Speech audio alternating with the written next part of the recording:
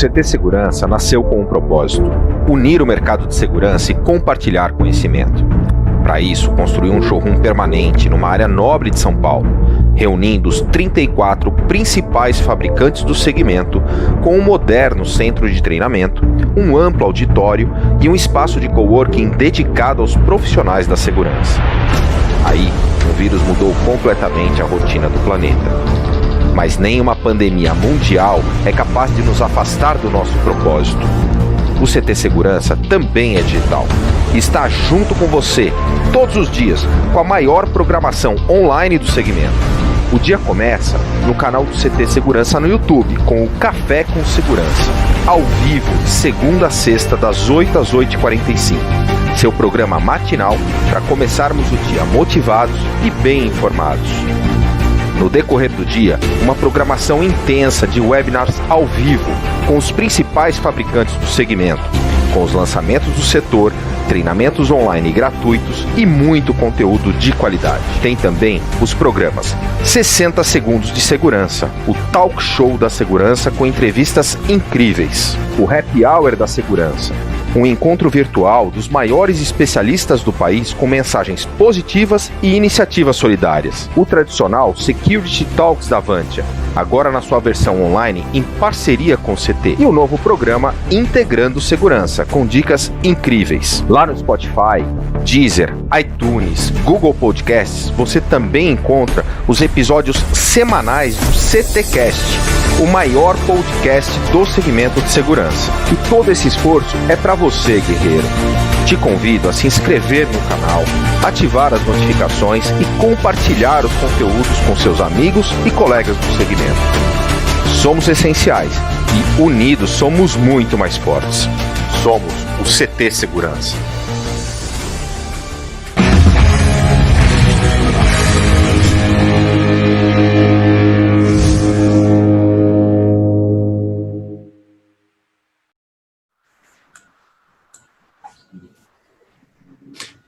Bom dia, estamos ao vivo!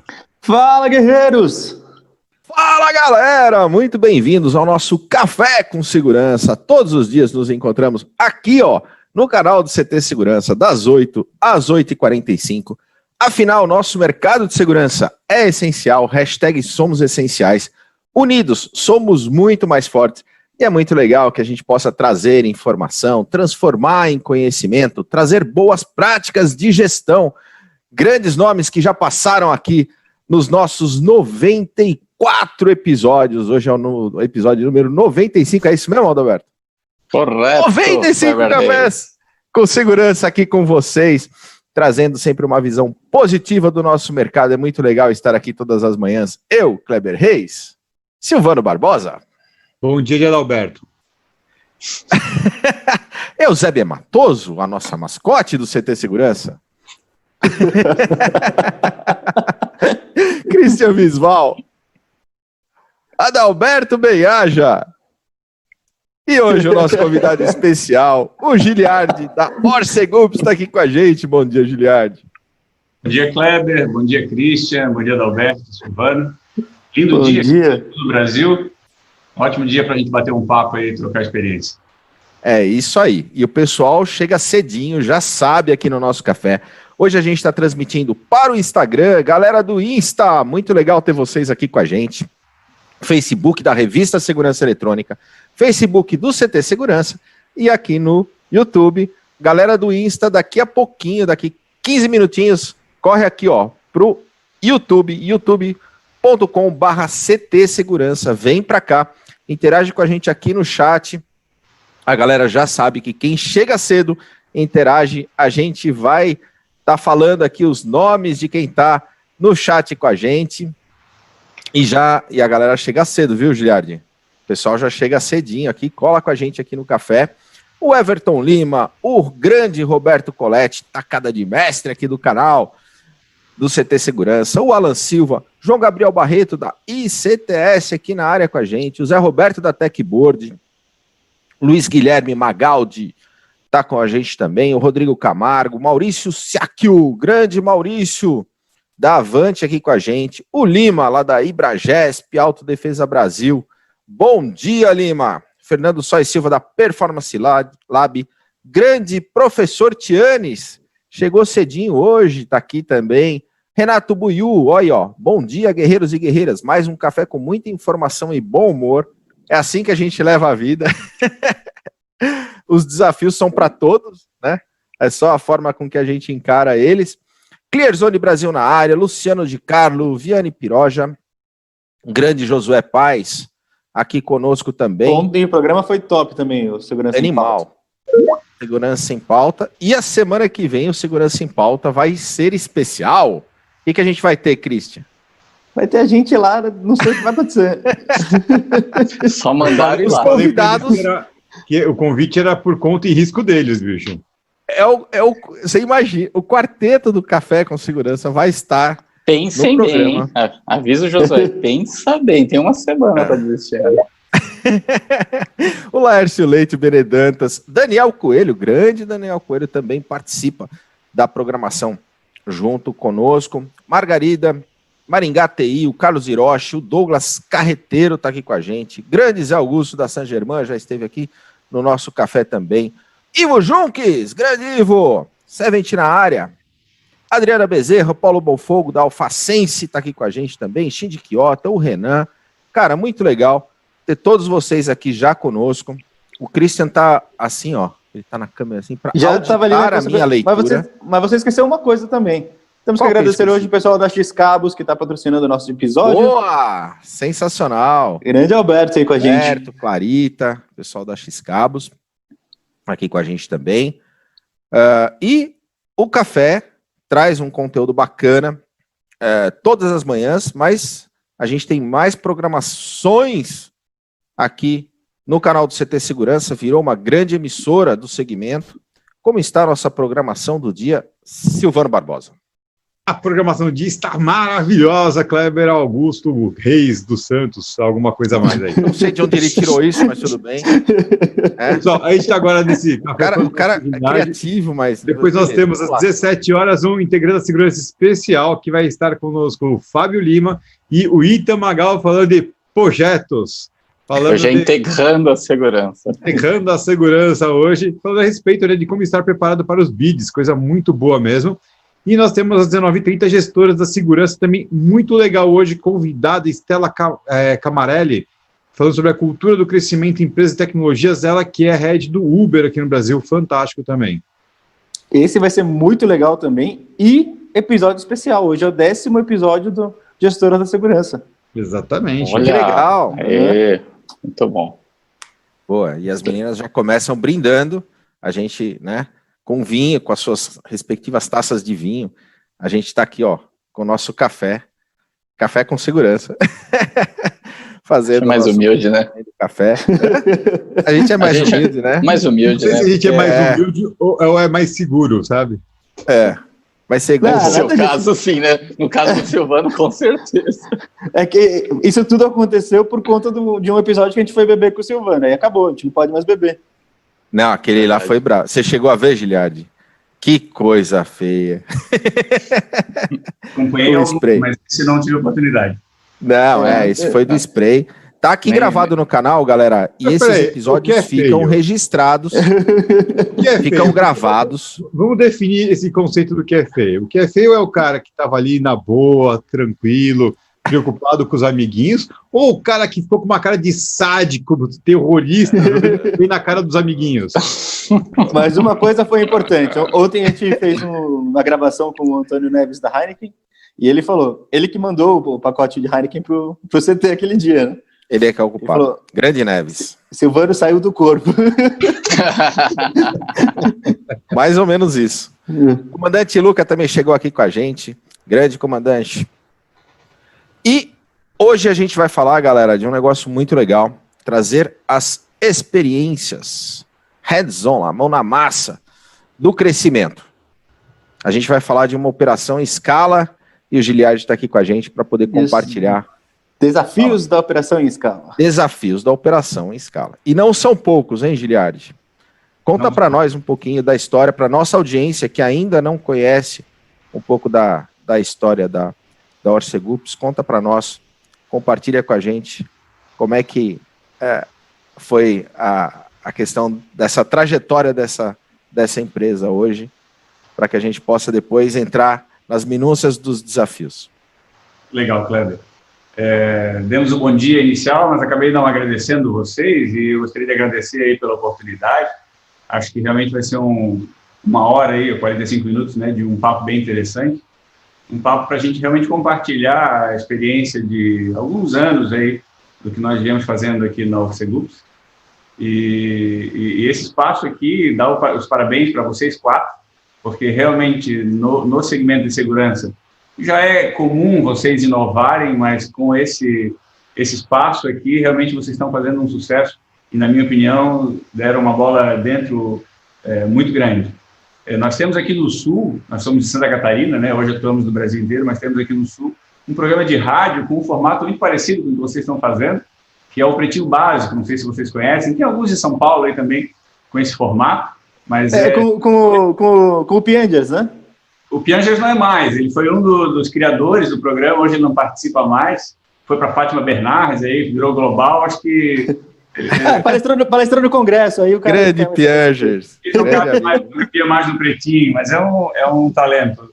E assim como ele e outros tantos que fazem esse programa aqui, que realmente fazem sucesso, é bem local, porque são gaúchos, né, não são catarinenses, mas também passa aqui em Santa Catarina, e tem um formato assim, mais despojado, mais, no caso deles, mais engraçado, porque envolve piada, enfim. E eu sempre comento desse espaço de vocês, eu acabo fazendo uma analogia com o Pretinho, claro, dentro dos propósitos do nosso mercado, do nosso segmento, que merece espaços assim, e vocês souberam criar, e está realmente fazendo um sucesso muito grande. E quando o Kleber me convidou para estar aqui, eu gostei muito, e agradeço a oportunidade, Kleber, porque acho que a gente tem bastante a contribuir, nós, pelo tamanho que temos, pela responsabilidade que achamos que também temos, a gente sempre atua no mercado com o intuito de fazê-lo crescer, né? Porque nós acreditamos que quando o mercado cresce, a gente também cresce, e esse é sempre um dos objetivos aí da organização. Mas remontando aí a nossa história, idos de 2017, 2007, 2006, a Orcegups, que até então nem se chamava Orcegups, nós nos chamávamos Casvig, a alta gestão, principalmente puxada pelo nosso CEO,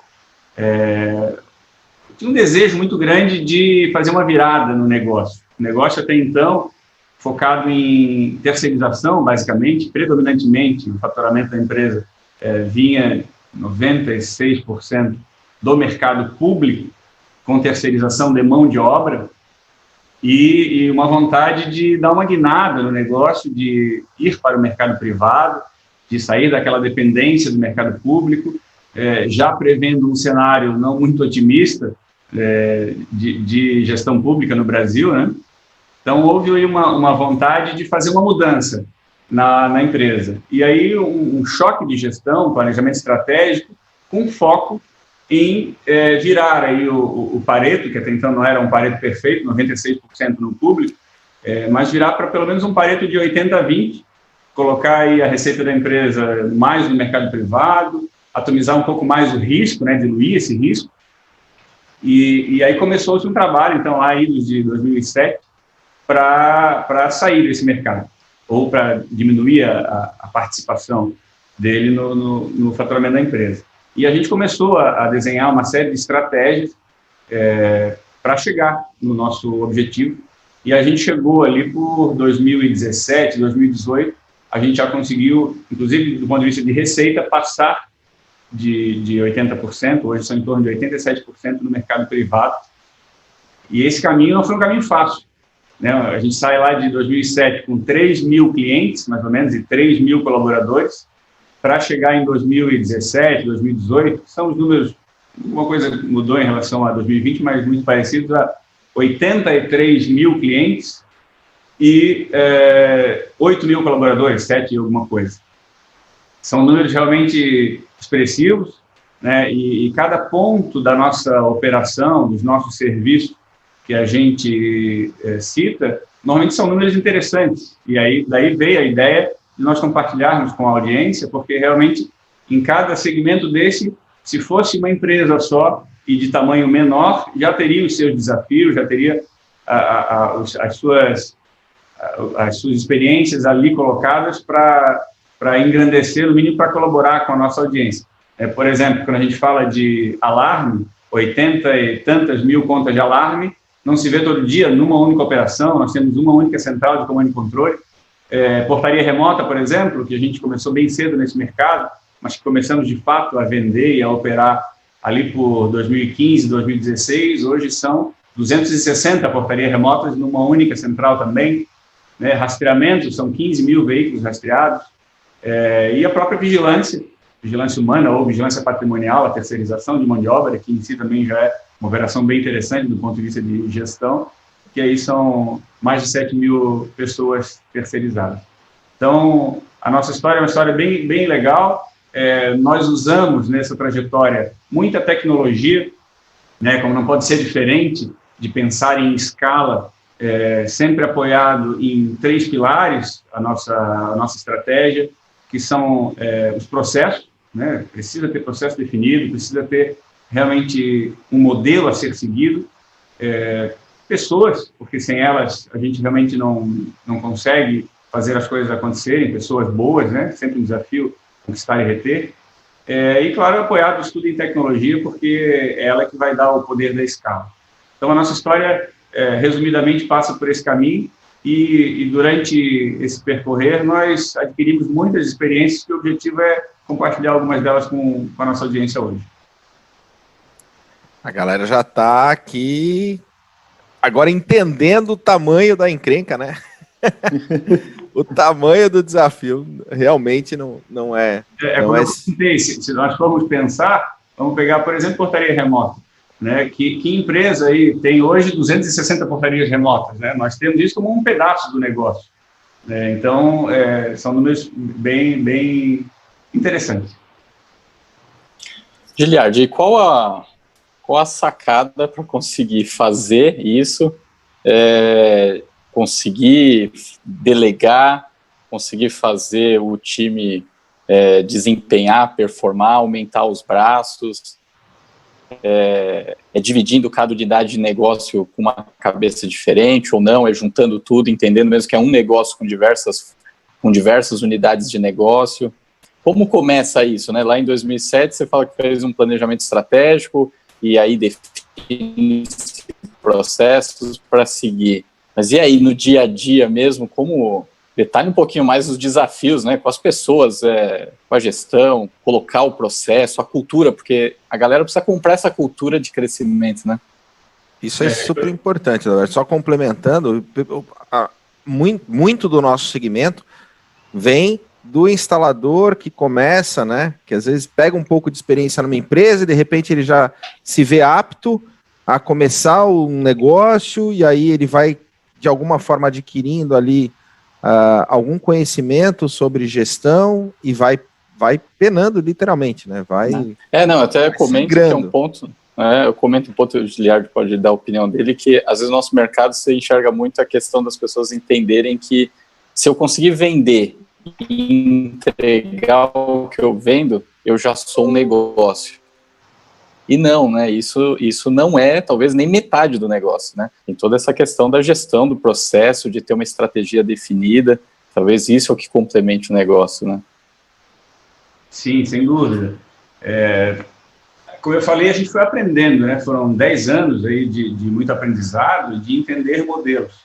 Mas o principal, e aí isso acho que não é só nossa empresa, não é só no nosso mercado, inclusive, acho que qualquer negócio que se crie, que se queira realmente torná-lo sustentável, é propriedade, é conhecer aquilo que se pretende fazer e, a partir daí, claro, aplicar gestão, basicamente, né?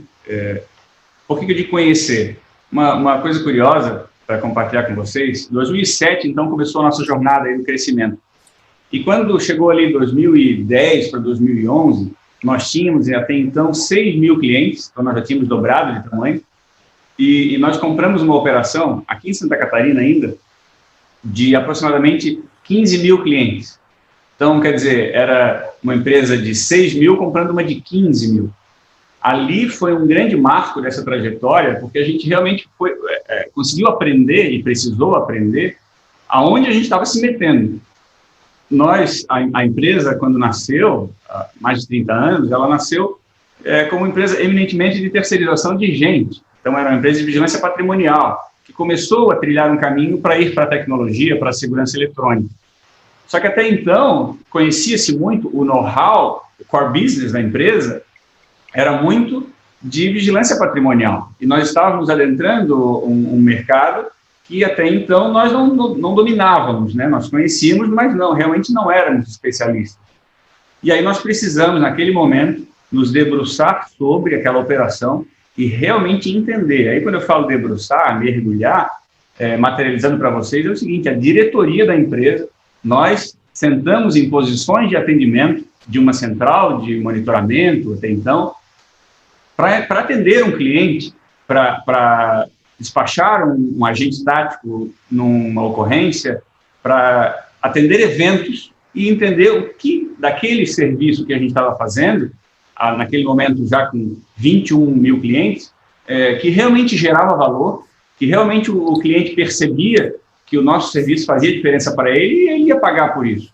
Então, ali naquele momento, a alta gestão da empresa, e aí eu falo CEO, corpo diretivo, e a gente realmente passar pela posição de operador para entender como desenhar modelos de serviço aplicáveis e gerenciáveis, porque uma vez entendido o que a gente precisava entregar ao mercado, nós fomos desenhar isso, nós fomos escrever, nós fomos estruturar dentro do processo, nós fomos apoiar em tecnologia, nós fomos construir ferramentas, né? Quando a gente começa a crescer, nós temos desafios de todos os tipos, né? Do ponto de vista de operação, as ferramentas que o mercado oferece para as empresas que prestam serviço de segurança, elas seguem, claro, como qualquer fornecedor de solução, de ferramenta, elas oferecem recursos e funcionalidades para um modelo médio, né? Ninguém cria um produto que vai atender exceções. Cria-se produtos que atendam a demanda mais relevante. E quando a gente começa a sair da curva, digamos, da média, a gente começa a ter dificuldade, porque as ferramentas são desenhadas para um outro modelo.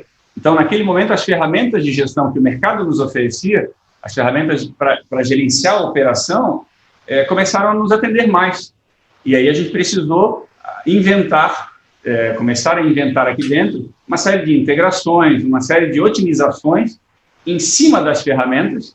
Então, nós usamos aí, provavelmente, o que boa parte da audiência que é do segmento usa do ponto de vista de ferramenta para a central de monitoramento, para gerenciamento de operação, só que o que nós fizemos, nós precisamos fazer, né, tivemos que fazer, implementar camadas de automação e inteligência sobre essas ferramentas, porque, de fato, aquilo que a ferramenta oferecia não era suficiente. Eu teria que escalar a minha base de clientes, mas teria que escalar linearmente o meu back-office, a minha estrutura de atendimento, e isso inviabiliza o negócio, né? Não se quer crescer para crescer linearmente em todas as áreas. A gente precisa ter algum ganho de escala, algum ganho marginal nessa operação. E a gente teve que fazer isso. Então, um dos primeiros desafios, quando a gente começa a entender que o nosso tamanho é fora da curva, é que a gente ia ter dificuldade com ferramenta. E não só na operação, no back-office também. Vou dar um exemplo para vocês. Nesse ponto, lá em 2011, nós já emitíamos ali por mês perto de 25 mil notas fiscais, né, detalhes pequenos, mas que fazem toda a diferença. As empresas de serviço, diferente das empresas de produto, elas emitem nota fiscal de serviço. Que quem é o responsável, quando se fala de nota fiscal eletrônica, por autorizar isso, são prefeituras. Então, em todo lugar onde eu presto serviço, eu tenho que emitir uma nota junto àquela prefeitura.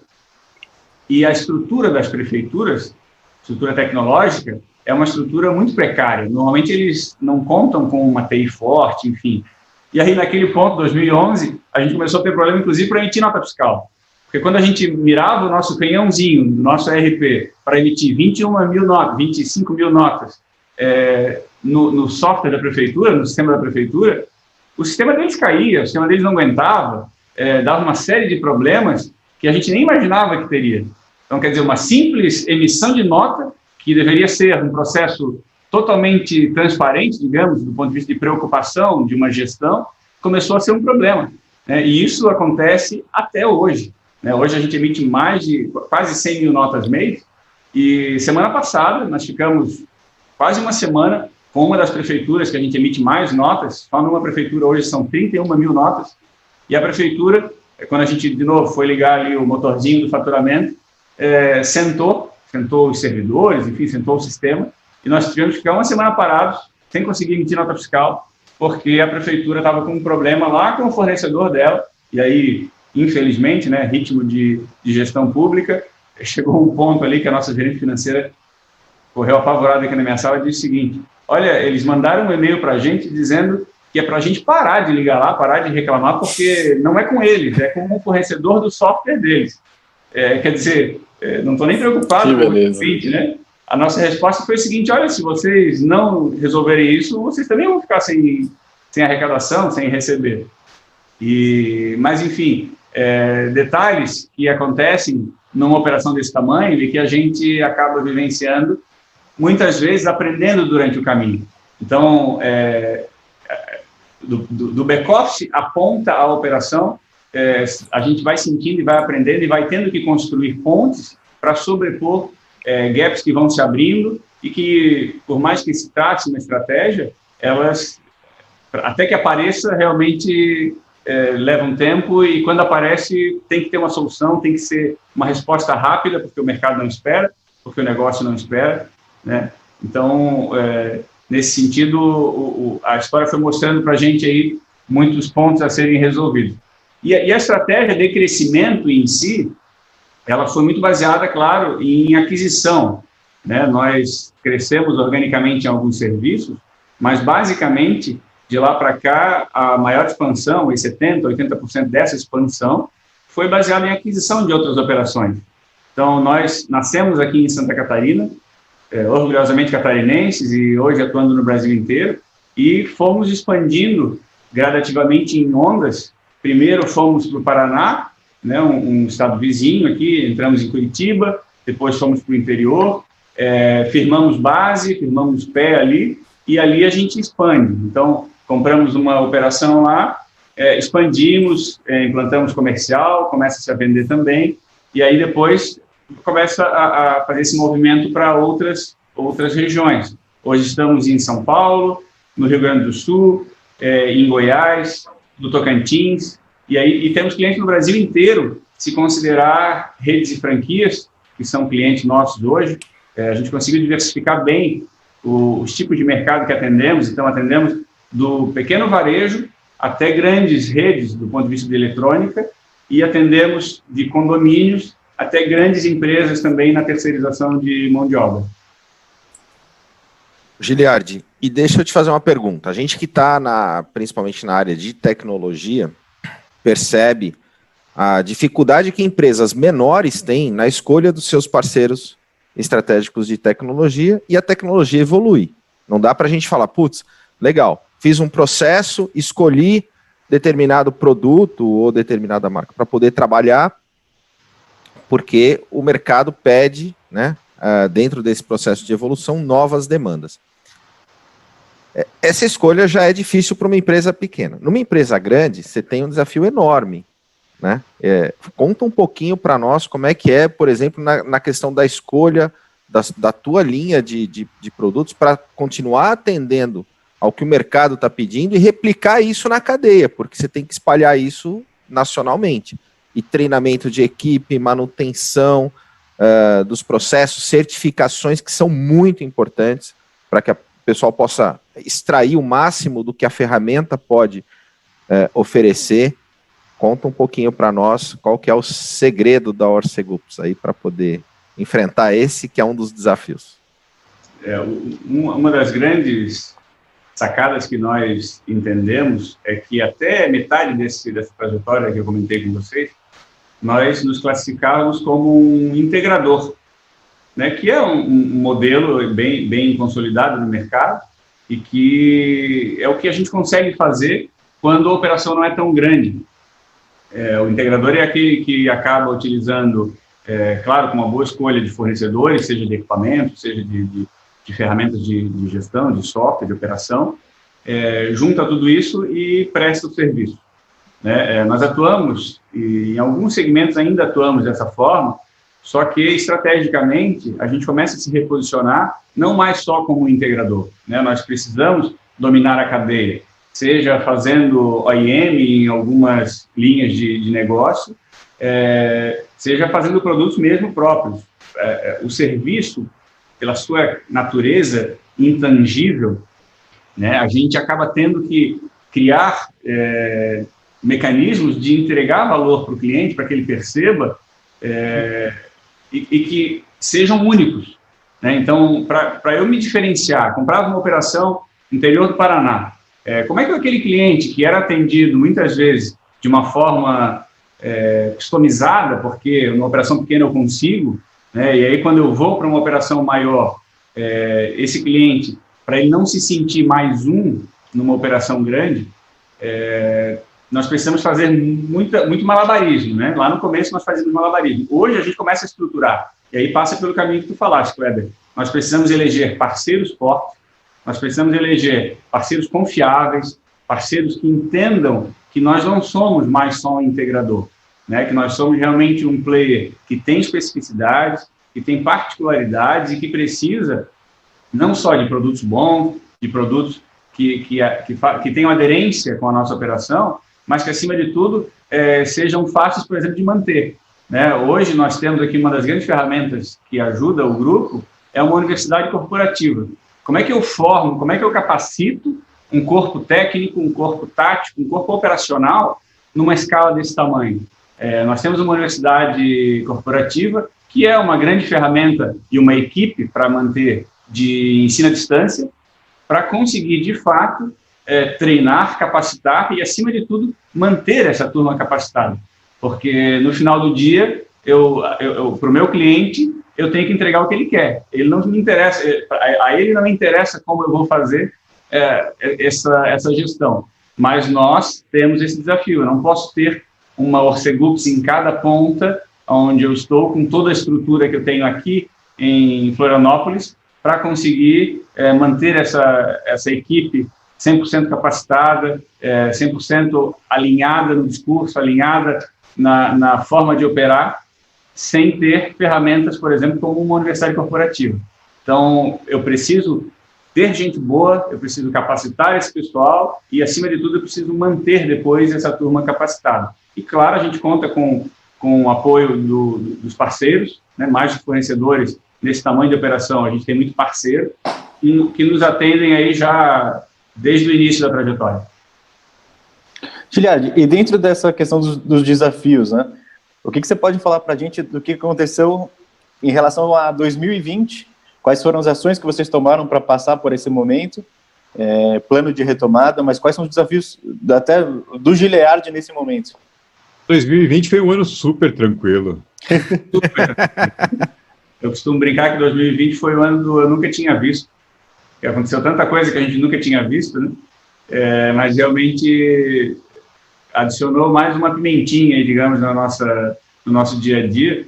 Aqui em Santa Catarina, o nosso lockdown começou bem mais cedo do que no resto do país. Nós avaliamos que até precoce, porque 18 de março foi o primeiro decreto aqui, e um fechamento realmente bem radical. E a partir dali foi um turbilhão de coisas, né? Primeiro a gente teve que absorver o impacto, entender o que fazer, entender o que caminho seguir, atividade essencial, mas, ao mesmo tempo, muita preocupação com o nosso pessoal, de cuidar, né? Então, só aqui na sede, por exemplo, são quase 600 pessoas que a gente teve que mandar 60%, 70% para home office. Poderíamos ter mantido a operação aberta, mantivemos a operação aqui para aquelas operações, para aquelas atividades essenciais, realmente que um home office iria atrapalhar, né? Por exemplo, a operação de portaria remota, a gente até conseguiria mandar, mas muitas vezes a infraestrutura da casa do colaborador não contribui e a gente preferiu manter com distanciamento, enfim, algumas atividades aqui ainda, mas mandamos, naquele momento, muita gente para casa. E isso já foi um desafio, nós estávamos preparados, mas não se espera, né? A gente conseguiu aí em 24, 48 horas talvez, mandar aí 60% dos nossos colaboradores passarem a trabalhar de casa. Não demitimos ninguém, pelo motivo de pandemia a gente não precisou, nem chegamos a suspender contratos, a gente deu férias para quem foi possível, conseguiu colocar o pessoal trabalhando de casa sem prejuízo às atividades. Então foi um turbilhão ali em março, isso do ponto de vista interno. Claro, mercado, ali ainda março, muito, muito precoce, até porque a gente atua hoje no Brasil inteiro, e o que parou primeiro foi Santa Catarina. Então a gente não sentiu ainda tanto em março. Quando chegou abril, aí sim o mercado começou a dar sinais de transformação, muito cliente pedindo negociação, muito cancelamento, as vendas, uma queda expressiva, né? Então, ali também uma remodelagem nas atividades. Por exemplo, nós não queríamos perder, não quisemos e não vamos, que agora não perdemos, nosso corpo comercial. Também é um corpo considerável. Isso não é da minha diretoria, mas a gente se envolve também um pouco. E aí, o que nós fizemos? Nós tivemos que arranjar atividade para essa turma. Então, a gente delegou algumas atividades internas, inclusive do comercial. Por exemplo, reversão de cancelamento, por exemplo, a própria cobrança de inadimplência, a gente delegou para a equipe comercial para dar a eles, né, atividades que dessem uma condição de alguma remuneração, enfim, para eles continuarem conosco, para a gente não perder essa turma que não se forma do dia para a noite e não queríamos perder. Então, em todos os campos, uma série de desafios. E do ponto de vista de organização mesmo, a gente aproveitou ali, passando abril, a gente começando a sentir o novo normal, a gente começou a entender que era hora de aproveitar essa pausa para dar uma acelerada, para pisar o pé no acelerador em algumas coisas que a gente já vinha fazendo, mas num ritmo de um planejamento que levaria mais tempo. Nós dissemos o seguinte, que tal aproveitar essa baixa de demanda, essa pausa aí no dia a dia para a gente acelerar algumas coisas. E a gente começou. Então, fizemos algumas mudanças internas, aceleramos algumas outras que já estavam planejadas, conseguimos mudar algumas coisas estratégicas que acertamos em cheio. Por exemplo, nós tínhamos em cada unidade regional da Orcegups, Brasil afora, um gerente regional e um staff administrativo e operacional. Uma das coisas que nós fizemos nessa mudança foi o seguinte: esse gerente não é mais um gerente que faz tudo lá em nome da Orcegups. Ele agora é um gerente que cuida do cliente. O foco dele vai ser no mercado e no cliente. Ele vai representar aqui dentro da Orcegups o cliente e, quando for ao cliente, ele vai falar em nome da Orcegups. Mas ele não precisa mais se preocupar com a operação. Todo técnico da ponta se reporta agora à Orcegups, a uma área de atendimento aqui em São José, aqui em Florianópolis. Todo agente tático de campo se reporta diretamente, hierarquicamente, à nossa sede. Todo vigilante, todo colaborador terceirizado se reporta a uma área de RH operacional que nós temos aqui diretamente também. E aquele corpo gestor das regionais, por exemplo, está focado agora única e exclusivamente no relacionamento com o cliente. Então, essa por exemplo, é dos processos que internamente a gente acabou modificando, entendendo que especializar funções é sempre melhor do que ter generalistas lá na ponta, e aproveitamos o momento de pandemia, essa baixa, depois de sentir o impacto, depois de nos adaptarmos ao novo, né, aproveitar o momento e colocar em prática algumas coisas que já eram desejadas. Ô, Giliardi.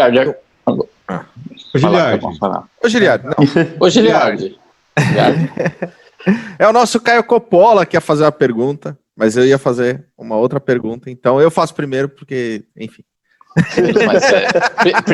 Primeiros mais velhos. Simples assim. Giliardi, por ordem de tamanho? Não, Vamos Diâmetro. lá. Você comentou sobre um dos 3 pilares que é super importante, que são pessoas. E acho que aí cabe um desafio enorme também, quando a gente fala em escala, na questão da contratação e retenção. Né? Conta um pouco para nós como que a gente faz isso, e volto a falar, quando a gente é menor, já é um desafio. Né? Quando a gente está falando numa escala, isso muda também. Então, qual dica que você pode dar para nós, que a gente aprende todo dia no café, para nós e para nossa audiência com relação a essa questão? Porque eu vejo, só finalizando, algumas empresas falam, agora não é mais RH, né, recursos humanos, agora é um departamento de pessoas.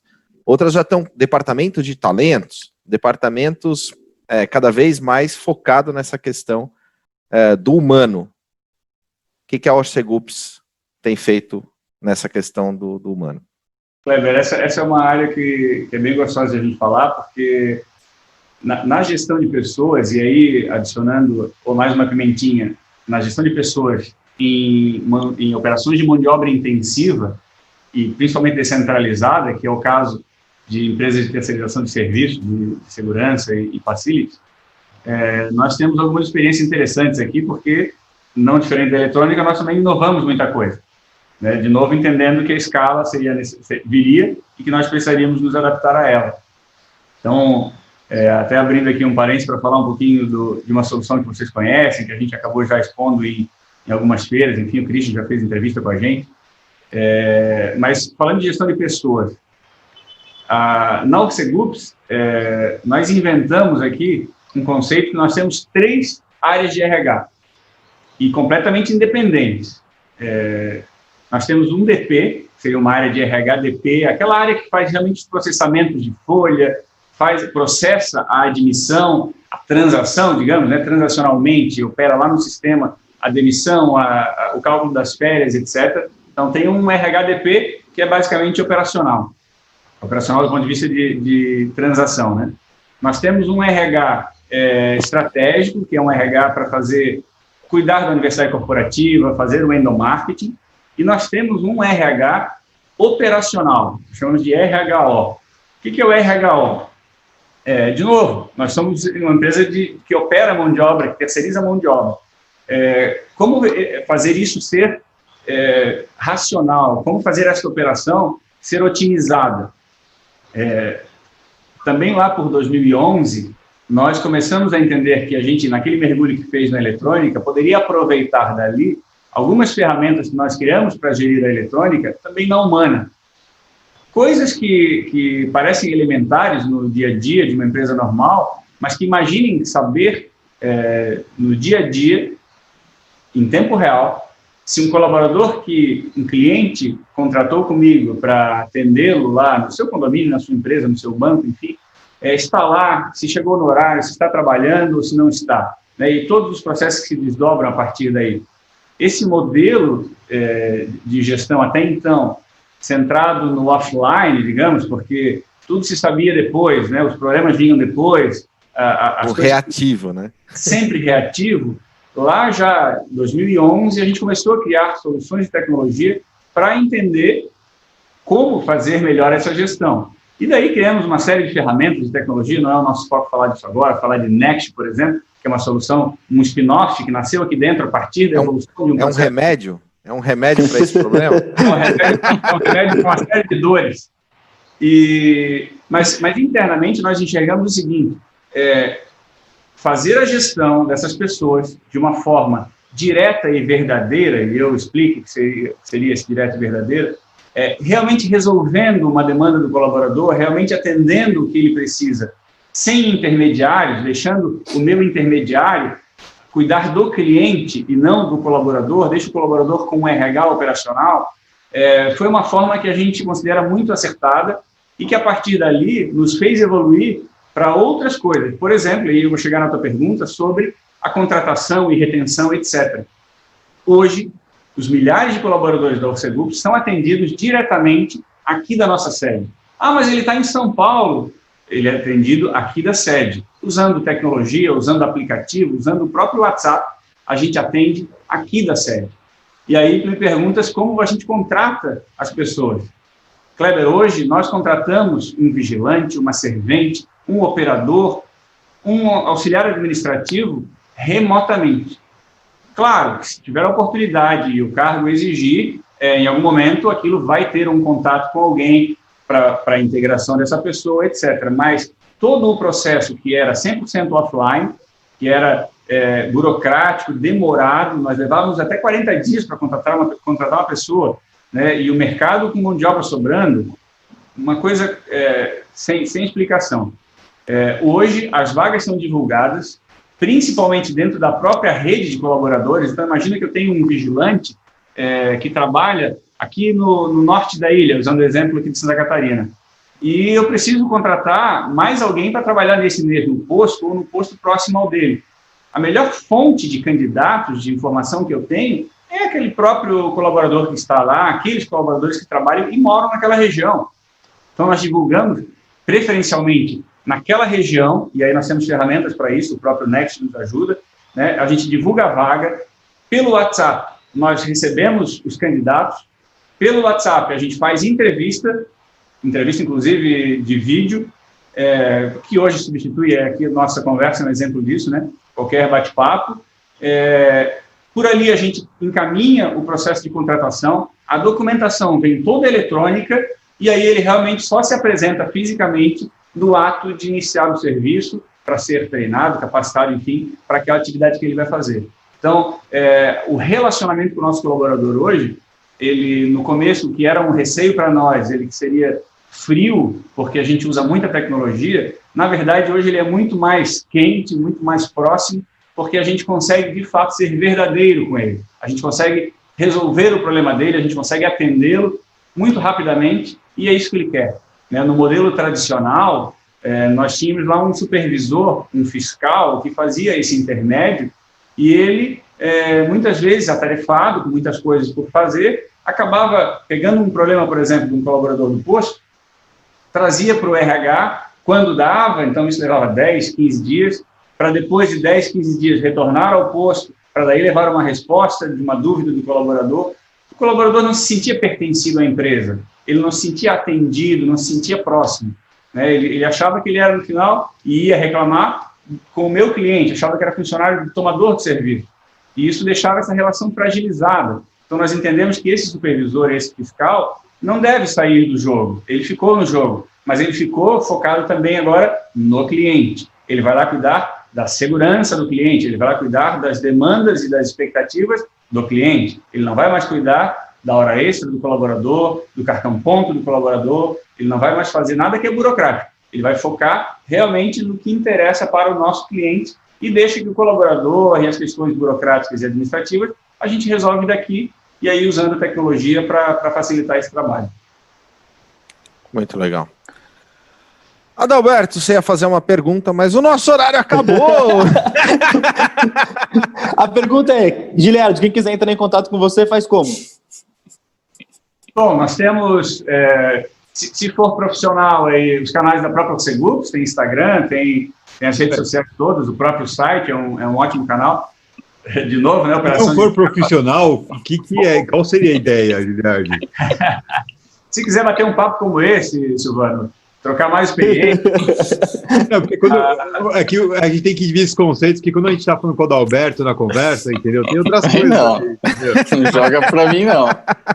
Mas, aproveitando o gancho aí, nós temos, por exemplo, operação em escala, a gente precisa ter muito canal de atendimento, né? Então, até pelo WhatsApp a gente atende hoje, aí vocês me perguntam, como que vocês atendem 80 mil clientes pelo WhatsApp? Nós temos muitos robôs, muitos Watsons aí trabalhando, né? E só para dar um exemplo, um cliente hoje que precisa de um boleto, uma segunda via de um boleto, pelo WhatsApp, nós temos um WhatsApp verificado, enfim, é o nosso número fixo, que está no site, e ali pelo WhatsApp, se o cliente pedir, se ele for cliente, ele pedir um boleto, por exemplo, eu entendo a demanda dele, a gente gera o boleto no ERP, registra no banco, entrega o PDF para ele, ou a linha digitável, sem que eu precise ter uma pessoa interagindo com esse cliente. Isso é um exemplo de tecnologia aplicada que resolve o problema em escala e, no final, atende a demanda do meu cliente. Muito bom. Giliardi, muito obrigado por estar aqui com a gente. Foi top, muito bom. E pessoalmente, Silvano, se alguém quiser também trocar uma experiência, o meu Instagram, por exemplo, é @Giliardi, meu primeiro nome. Fantástico, show de bola. Show. Obrigado, Giliardi, mais uma vez muito pela bom. sua participação aqui no nosso Café com Segurança. Galera, eu não falei, mas se você ficou nesse vídeo até agora, aproveita, dá um like nesse vídeo, né? Isso ajuda o YouTube a levar esse conteúdo para mais pessoas. E se ainda não está inscrito no canal, demorou.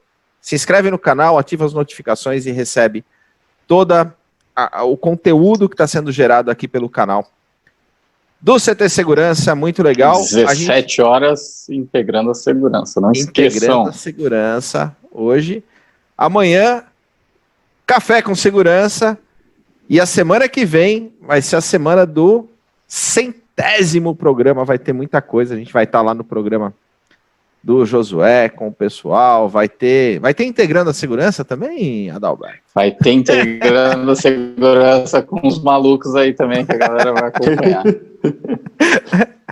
Muito legal. Valeu, galera! Valeu, pessoal. Muito obrigado. Tchau, tchau.